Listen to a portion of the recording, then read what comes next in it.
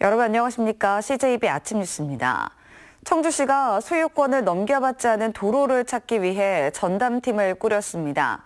1년 만에 140억 원가량을 돌려받았는데 아직도 갈 길은 멉니다. 홍우표 기자가 취재했습니다. 청주시를 관통하는 큰 도로 가운데 하나인 내덕 7거리. 지난해 확인을 해보니 일부가 개인 소유로 돼 있었습니다. 땅값을 지불했는데 정작 소유권을 넘겨받지 않았던 것입니다. 소송 끝에 청주시로 소유권 이전을 마쳤습니다. 전사나 그 이전 자료들 또 통합 과정에서 지금 현황과 불일치하는 그런 자료들이 그런 사례가 많이 있습니다. 도대체 어디에 이런 땅이 얼마나 남아있는 것인지 실태 파악조차 어려웠습니다. 시유재산 찾기 전담팀이 꾸려져 1년간 무려 153필지 140억 원이 넘는 땅의 소유권을 되찾았습니다. 20필지는 소송을 벌여야 했습니다.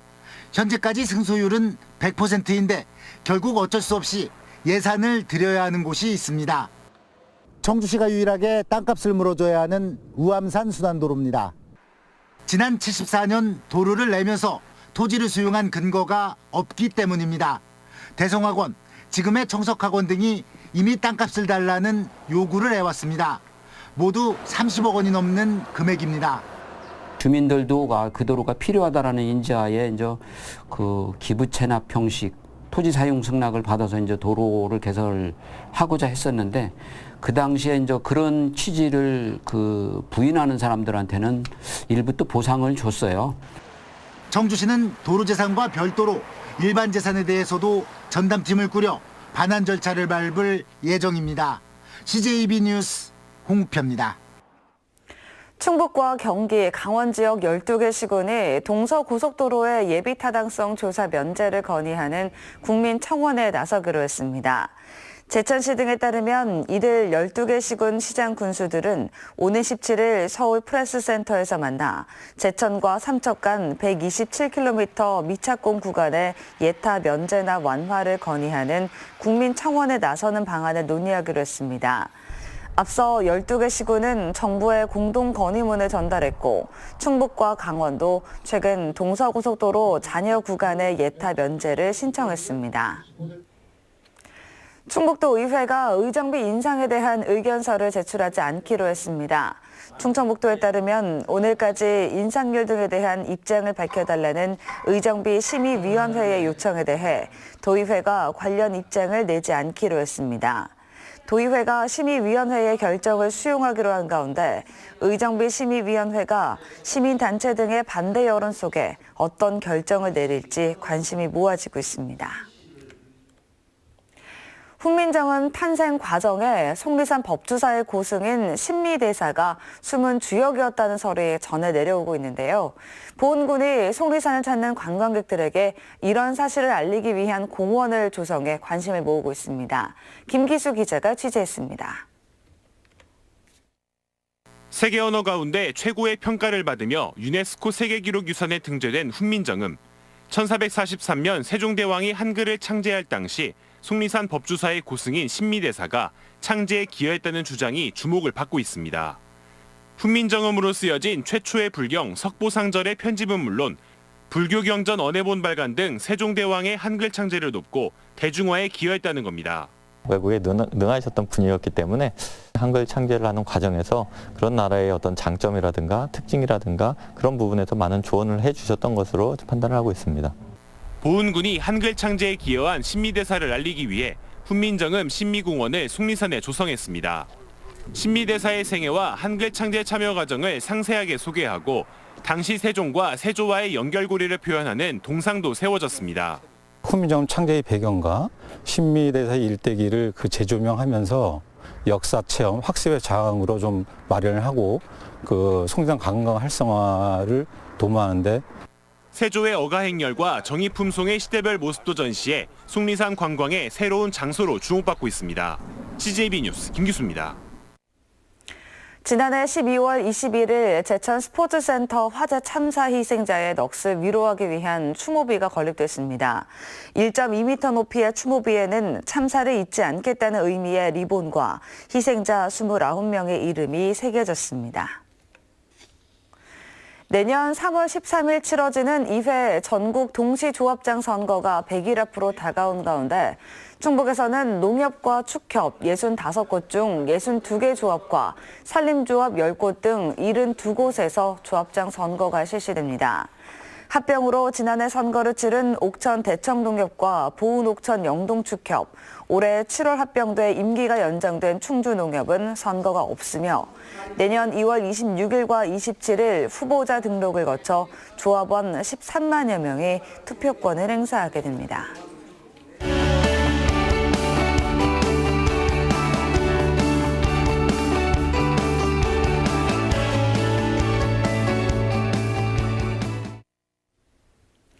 급변하는 미래의 사회에 대처하기 위해서는 인문학적 상상력과 창조력을 갖춘 창의적인 인재 양성이 시급한 과제인데요. 오늘은 꿈과 예술이 어우러진 창의적 체험들을 통해 미래의 인재들을 키워나가고 있는 충북학생교육문화원을 이윤영 기자가 다녀왔습니다. 신나는 K-팝 음악에 맞춰 전문 강사에게 춤 동작 하나하나를 배워봅니다. 화려한 조명 아래 멋지게 춤을 추다 보면 마치 아이돌 스타가 된 것처럼 즐겁고 신이 납니다. 평소에 춤에 관심이 많아서 유튜브 보면서 따라하고 그랬는데 여기 와서 또 배워보니까 재밌고 신나고 좋아해요. 찰흙으로 빚어내는 상상의 세상. 열심히 두드리고 문지르다 보니 어느새 세상에 단 하나밖에 없는 나만의 작품이 탄생합니다. 학교는 딱 정해져서 수업하잖아요. 근데 여기는 자유롭게 체험하고 수업하니까 그게 더 좋은 것 같아요. 징이며 꽹과리, 북과 장구까지 신명나게 한판 농악놀이를 즐기다 보면 국악의 매력에 흠뻑 빠져들게 됩니다. 같이 어우러지면서 그것도 박자에 맞추면서 우리의 것을 흥을 느끼면서 할 수 있는 올해로 개원 10주년을 맞이한 충북학생교육문화원. 유치원에서부터 초중고등학생까지 연간 20여만 명의 학생들이 이곳에서 문화와 예술을 체험하고 자신의 숨겨진 끼와 재능을 발견하고 있습니다. 스타 강사의 강연과 함께 유명 연예인들을 초청한 인문학 콘서트도 마련돼 학생들에게 잊을 수 없는 감동과 추억도 선사합니다. 놀이를 통한 공부, 체험, 학습을 할 수 있도록 다양한 연계 사업을 하고 있고 보다 재능과 꿈과 끼를 키울 수 있는 아주 훌륭한 장소로 만족해하고 있습니다. 국내 최대 규모의 청소년 오케스트라에 이어서 내년부터는 청소년 국악관현악단과 청소년 연극단도 창단해 꿈과 예술이 어우러진 창의적 인재 양성에 앞장서 나갈 계획입니다. CJB 뉴스 이윤영입니다. 전국 폐기물의 20%가량이 청주시에서 소각되고 있는 것으로 알려진 가운데 청주시의 행정처분이 실효를 거두지 못하고 있는 것으로 나타났습니다.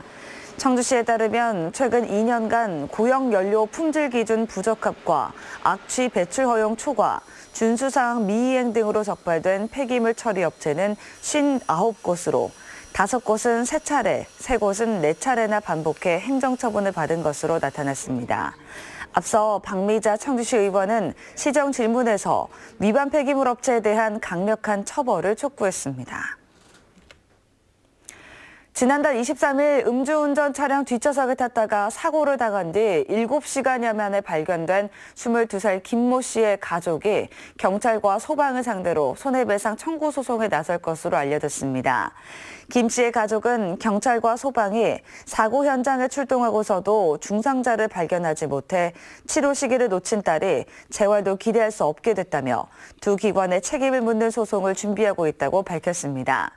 지난달 23일 새벽 6시쯤 청주현 도로에서 만취 운전 차량에 탔다가 사고를 당한 김 씨는 오후 1시 반쯤 견인차 운전자에게 발견돼 12시간 만에 수술을 받았지만 경추가 크게 손상돼 현재 전신 마비 상태입니다. 충북지방경찰청 사이버수사대는 음란물을 대량 유통한 웹하드 업체 대표 등 18명을 검거해 5명을 구속했습니다. 이들 업체 대표와 프로그래머 등은 개인이 게시하는 방식 대신 자동 업로드 프로그램을 개발해 6만 8천여 편의 음란물을 대량 유통한 것으로 드러났습니다.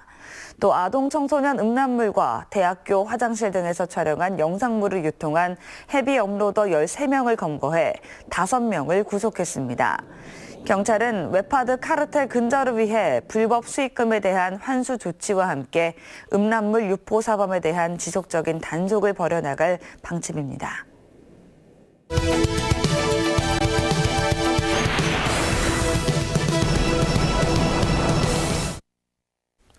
지난주 CJB 8뉴스에서는 해마다 충북에서 발생한 소득 가운데 9조 7천억 원이 다른 지역으로 빠져나간다는 뉴스를 방송했습니다.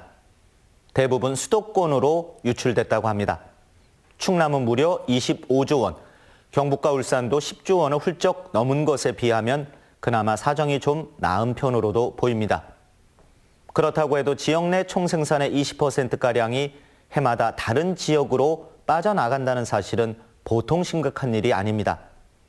더욱이 소득을 얻기 위해 감수한 온갖 기회 비용을 감안하면 비수도권 지역은 재주를 부리는 곰에 지나지 않아 보이기도 합니다. 자료를 낸 산업연구원은 지역 소득이 특히 수도권으로 몰리는 것은 기업 본사와 고부가가치 사업체의 수도권 집중과 정주 여건을 꼽았습니다. 아울러 지역에 있는 부가가치가 높은 기업이 되레 소득의 역외 유출을 심화시키는 경우도 많다고 지적했는데 어떤 이유로든 회사 따로 집 따로인 현상이 소득의 역외 유출을 심화시키고 있는 겁니다. 실제로 우리 지역도 일터만 충북에 있을 뿐 충북에서는 돈 쓸 일이 없는 고소득자가 참 많아 보입니다. 결국 정주 여건과 인력 수급을 개선하는 것이 소득의 역외 유출을 줄이는 단 하나의 해법이라는데 정주 여건과 인력 수급은 교육과 문화적 기반, 그리고 복지와 안전 인프라와 연동되고 이 모든 일들이 특정 지역이 감당하기에는 엄청난 비용과 시간을 필요로 합니다.